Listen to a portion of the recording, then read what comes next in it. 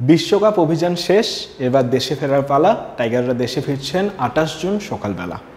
লিটন দাস এবং সৌম্য সরকার এই দুইজন ক্রিকেটার ফিরছেন একদিন পর 29 জুন। কোচিং স্টাফে যে সদস্যরা আছেন তারাও কিন্তু দেশে ফিরছেন না, তারা যে যার মতো ছুটি কাটাতে যাচ্ছেন। সম্ভবত 19 জুলাই তারা দেশে ফিরবেন। 7 জন ক্রিকেটার আছেন যারা ফ্র্যাঞ্চাইজি লিগ খেলতে যাবেন। সাকিব আল হাসান, তিনি প্রথমে ইউএসএ মেজর ক্রিকেট লিগ খেলবেন, এরপর তিনি যোগ দেবেন গ্লোবাল টি20 লিগে। আবার ওই গ্লোবাল টি20 লিগে খেলবেন বাংলাদেশের আরও 3 জন, শরীফুল ইসলাম, মোহাম্মদ সাইফুদ্দিন এবং রিশাদ হোসেন। পাশাপাশি 1 জুলাই থেকে শুরু হচ্ছে লঙ্কান প্রিমিয়ার লিগ, যে লিগে বাংলাদেশের 3 জন খেলবেন, তেসকিন আহমেদ, মুস্তাফিজুর রহমান এবং তাওহিদ হৃদয়। প্রত্যেকবার যেটা হয় যে ফ্র্যাঞ্চাইজি লিগের খেলতে গেলে এনওসি নিয়ে একটা ঝামেলা হয়, যে খেলোয়াড়রা এনওসি পাবেন কিনা, পুরো টুর্নামেন্ট খেলতে পারবেন কিনা। এবার সেই ঝামেলা অন্ততপক্ষে হচ্ছে না, কেননা বিসিবি এবার সব খেলোয়াড়কেই অনুমতি দিতে যাচ্ছে, অনুমতি দিয়েছে পুরো টুর্নামেন্ট খেলার।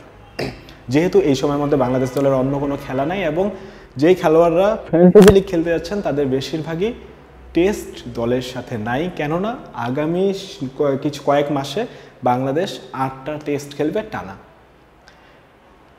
এই 7 ক্রিকেটার বাদ দিয়ে বাকি যারা থাকেন তারা এই সময়টা কী করবেন? তারা যেটা করবেন সেটা হলো, প্রথমত 2 সপ্তাহে ছুটিতে যাচ্ছেন সব ক্রিকেটার, বিশ্বকাপ থেকে ফেরা ক্রিকেটাররা আসলে। এরপর টাইগার্স ক্যাম্প চলছে, সেই টাইগার্স ক্যাম্পেই প্রত্যেকটা খেলোয়াড় জয়েন করবে, যাদের মূল ফোকাস থাকবে লাল বল।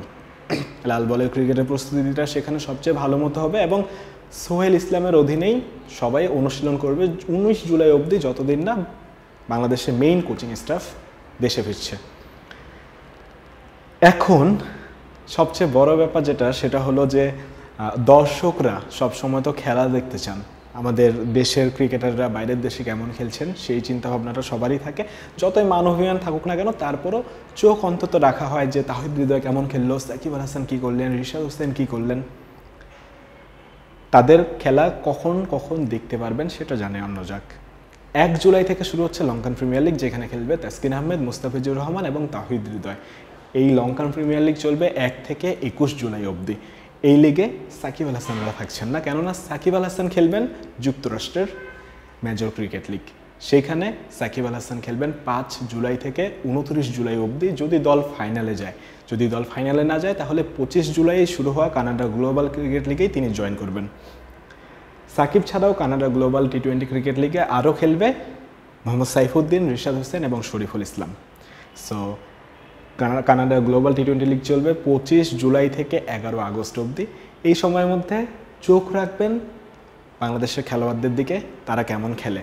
আর বাকি যে খেলোয়াড়রা থাকছেন তাদের আসলে অনেক ব্যস্ত শিডিউল সামনে আসতে যাচ্ছে। যেমন যেহেতু ফ্র্যাঞ্চাইজি লিগগুলো যতদিনে চলবে, তো সেই সময় বাংলাদেশে অন্য কোনো খেলা নাই। জুলাইয়েই সব ফ্র্যাঞ্চাইজি লিগ শেষ হওয়ার পরই অ্যাকচুয়ালি কানাডা গ্লোবাল টি20 লিগটা শেষ হওয়ার ওই সময়টাতেই বাংলাদেশ দল আগস্টে পাকিস্তান ট্যুর করবে।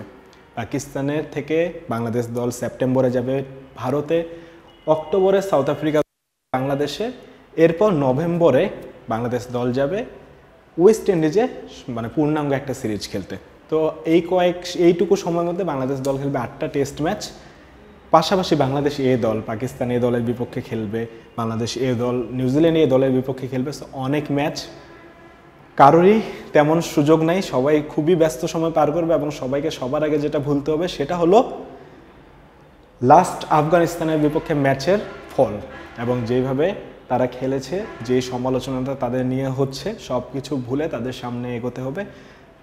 চ্যাম্পিয়ন্স মানে এই যে টেস্টগুলো খেলা হবে সবগুলোই হচ্ছে চ্যাম্পিয়নশিপের খেলা। তো বাংলাদেশকে খুব সিরিয়াসভাবে খেলতে হবে, সিরিয়াসভাবে নিতে হবে এবং সব ব্যর্থতাকে পেছনে ফেলে সাফল্যের দিকে এগোতে হবে। বাংলাদেশ দল আগামীতে কি করবে তা জানা নেই, তবে এখন অবধি এটাই আপডেট, খেলোয়াড়রা কি করতে যাচ্ছে, কে কোথায় থাকছে।